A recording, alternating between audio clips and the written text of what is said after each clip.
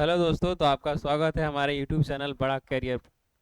तो हम लोग पढ़ेंगे अब संसाधनों का संरक्षण। संसाधनों का संरक्षण कहने का मतलब संसाधन को कैसे बचाया जा सकता है। कहता है हम सभ्यता एवं संस्कृति के विकास में संसाधनों की अहम भूमिका होती है। मतलब किसी भी सभ्यता का विकास हो या संस्कृति के विकास में संसाधनों का बहुत महत्वपूर्ण है।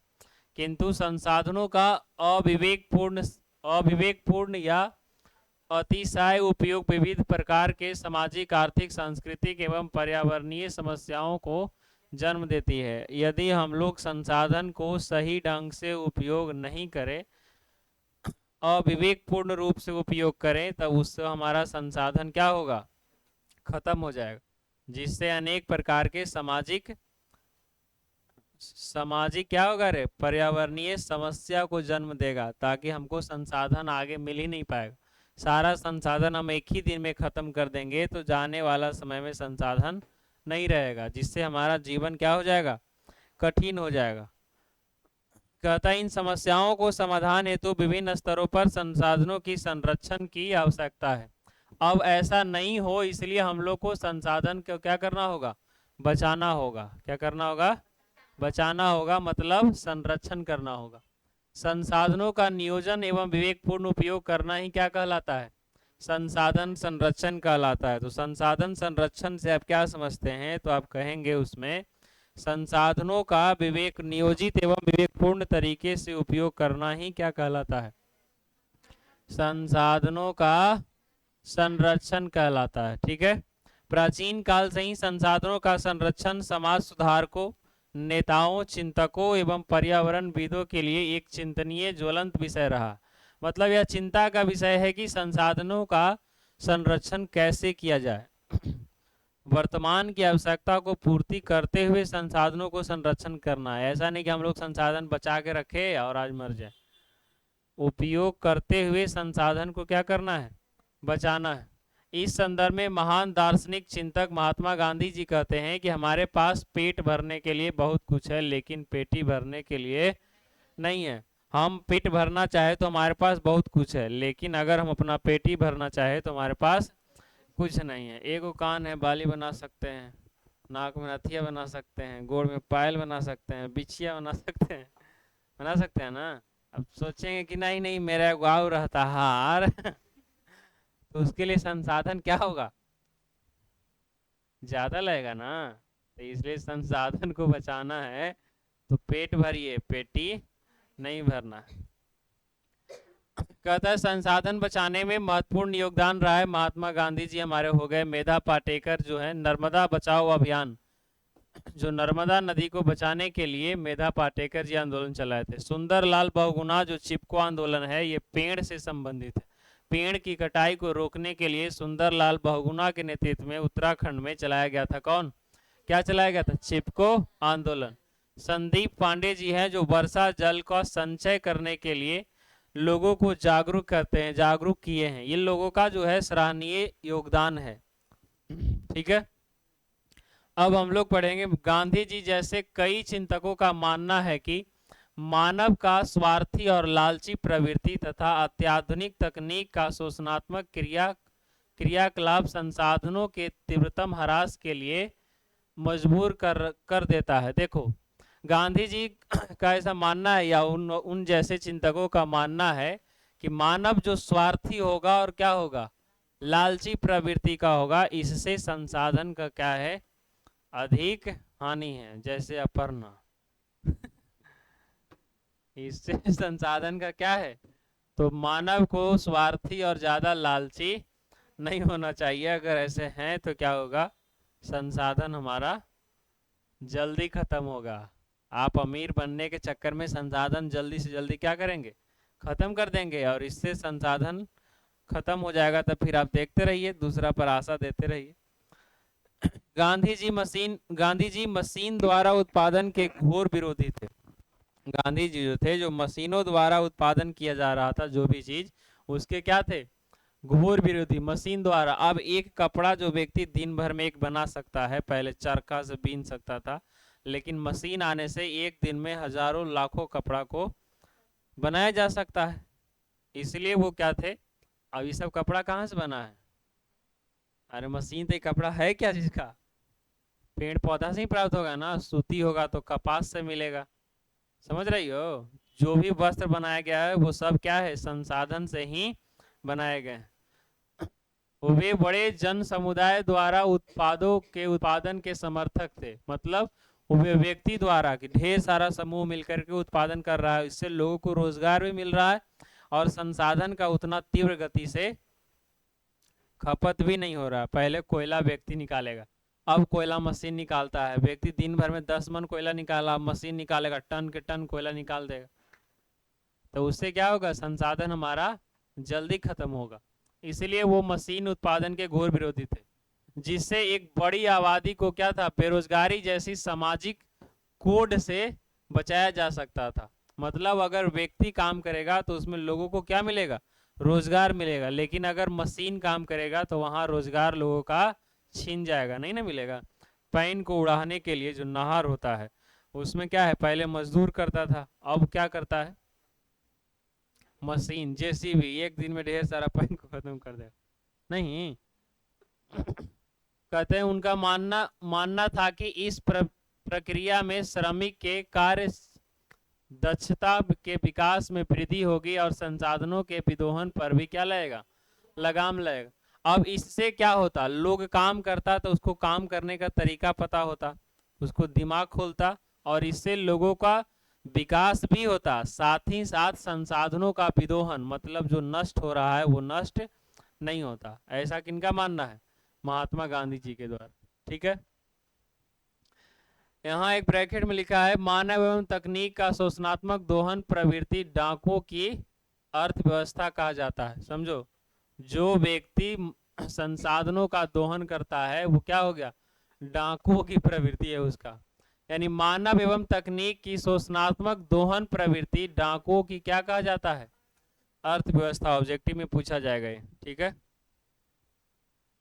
संसाधनों के संरक्षण हेतु अंतर्राष्ट्रीय स्तर पर अनेक प्रकार के क्या हुए, सम्मेलन हुए। सर्वप्रथम 1968 ईस्वी में, कहा कब हुआ है, 1968 ईस्वी में क्लब ऑफ रोम, क्या क्लब ऑफ रोम ने इसकी वकालत की। वकालत करना मतलब चर्चा करना, इस बात को मुद्दा उठाना। ठीक है, 1974 ईस्वी में क्या है, सुमशेर की पुस्तक स्मॉल इज ब्यूटीफुल, क्या किसकी पुस्तक है, सुमशेर की पुस्तक।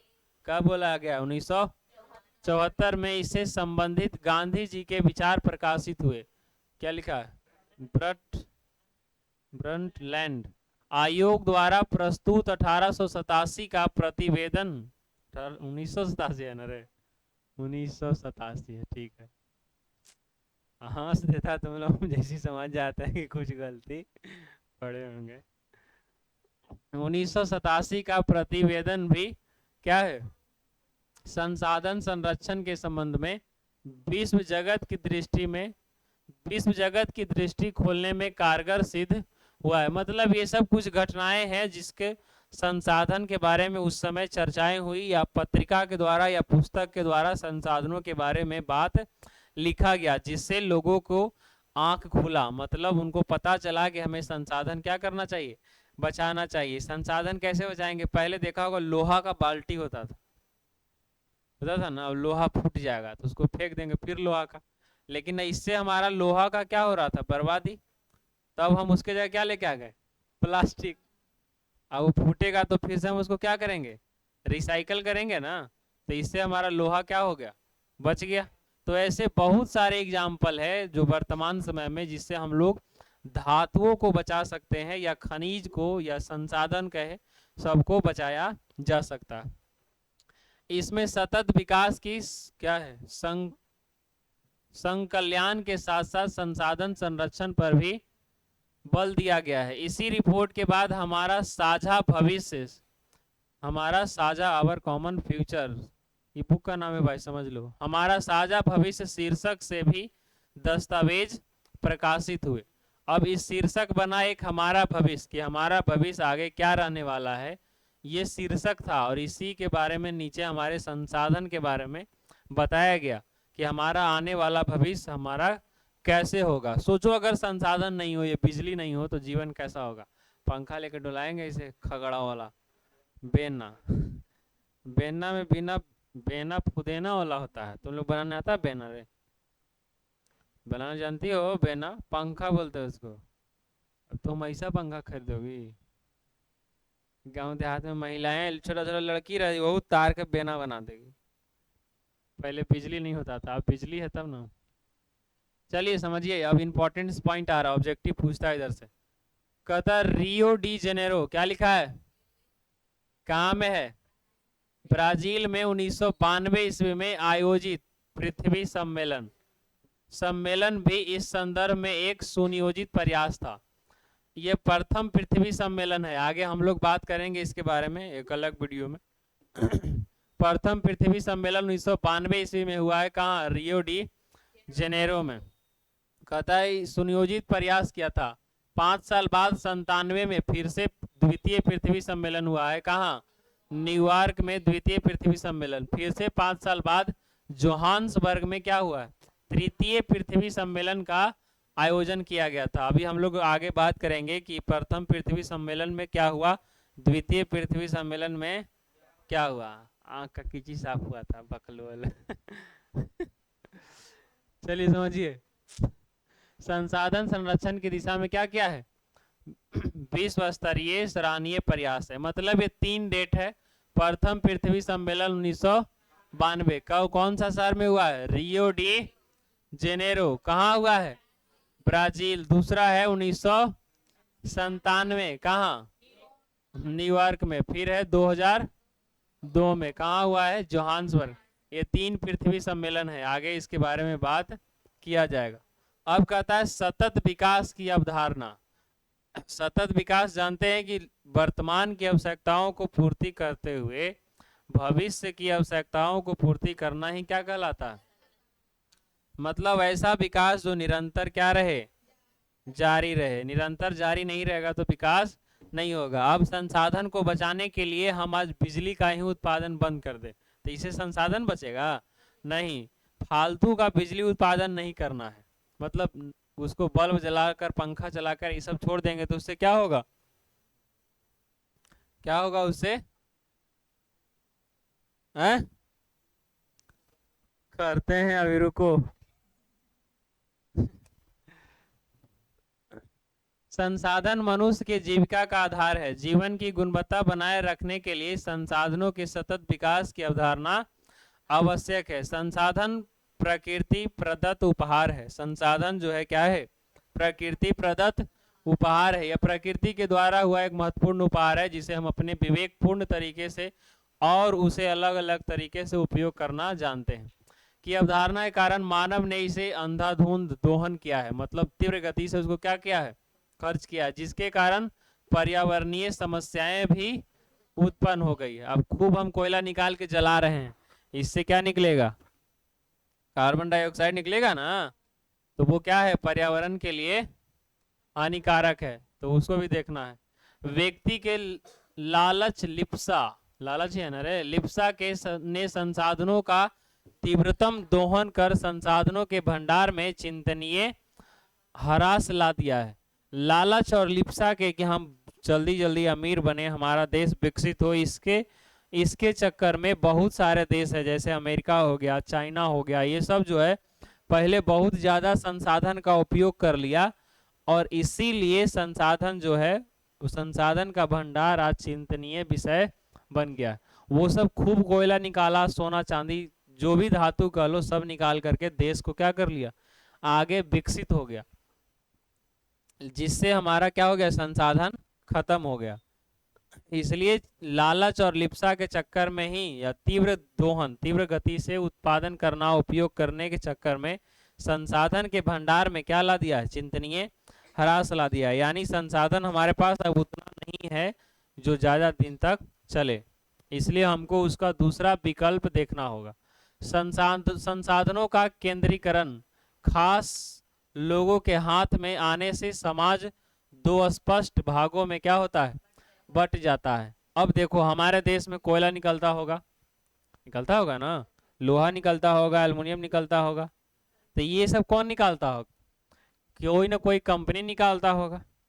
अब एक कंपनी जो है ज्यादा प्रॉफिट कमाने के चक्कर में ज्यादा निकालेगा, निकालेगा कि नहीं निकालेगा।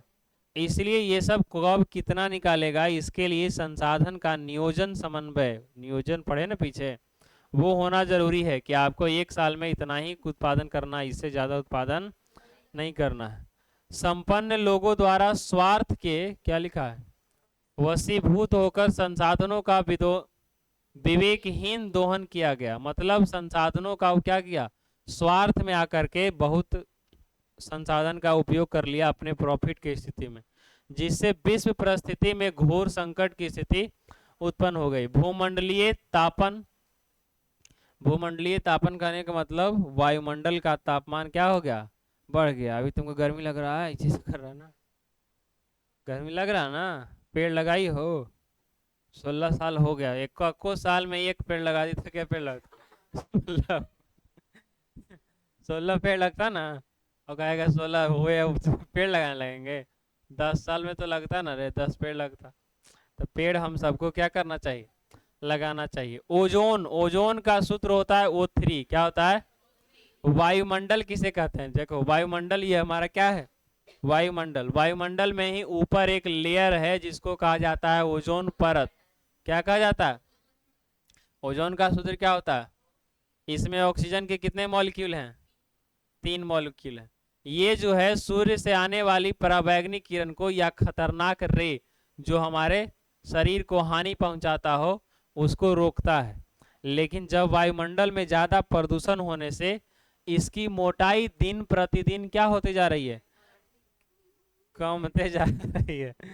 क्या हो रही है, कमते जा रही है। और इसमें छेद भी हो गया है, अमेरिका में जो है इसमें क्या हो गया है, जिससे टेम्परेचर जो है क्या होता है, अब इसमें आएगा पराबैंगनी रे, आएगा ना, तो टेम्परेचर हमारा क्या होते जा रहा है, बढ़ते जा रहा है।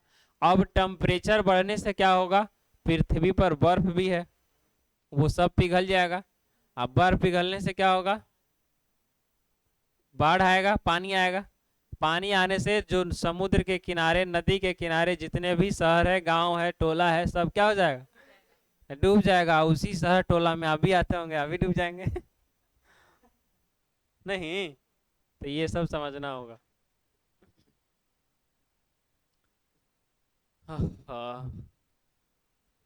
चलो, ओजोन क्षय हो गया, पर्यावरण प्रदूषण, मृदा संरक्षण, भू विस्थापन, अम्लीय वर्षा, क्या असमय ऋतु परिवर्तन।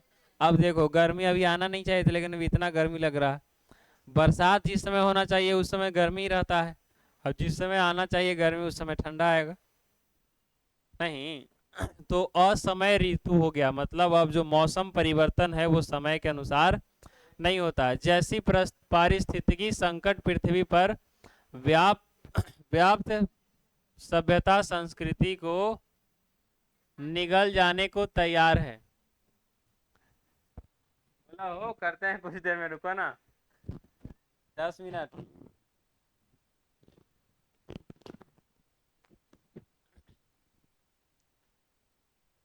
कहाँ पढ़ रहे थे जी, व्याप्त सभ्यता संस्कृति को निगल जाने को क्या है, तैयार है। मतलब सभ्यता संस्कृति जो हम लोग रह रहे हैं ये सब जैसे ही टेम्परेचर बढ़ेगा हम लोग क्या हो जाएंगे, मर जाएंगे, खत्म हो जाएगा सब कुछ। अब इतना जल्दी नहीं होगा, सोच के हार्ट अटैक नहीं आ जाएगा हम लोग कल मर जाएंगे अगर इन स्वार्थी तत्वों या देशों द्वारा अनवरत विदोहन चलता रहा तो पृथ्वी पर जैव संचार क्या हो जाएगा, विनाश के आवेश में, आगोश में आगोश इसको बोलते हैं, समझ रहा है, मान लो हम विनाश, हमारे में समझ जाएगा सब, ठीक है। आगोश में क्या होगा, समझ जाएगा। उपरोक्त पारिस्थितिकी से निजात पाने के लिए विश्व शांति के साथ जैव जगत को गुणवत्ता जीवन लौटाने के लिए सर्वप्रथम समाज में संसाधनों का न्याय संगत बंटवारा अपरिहार्य है। दूसरे शब्दों में संसाधनों का नियोजित उपयोग होना आवश्यक है।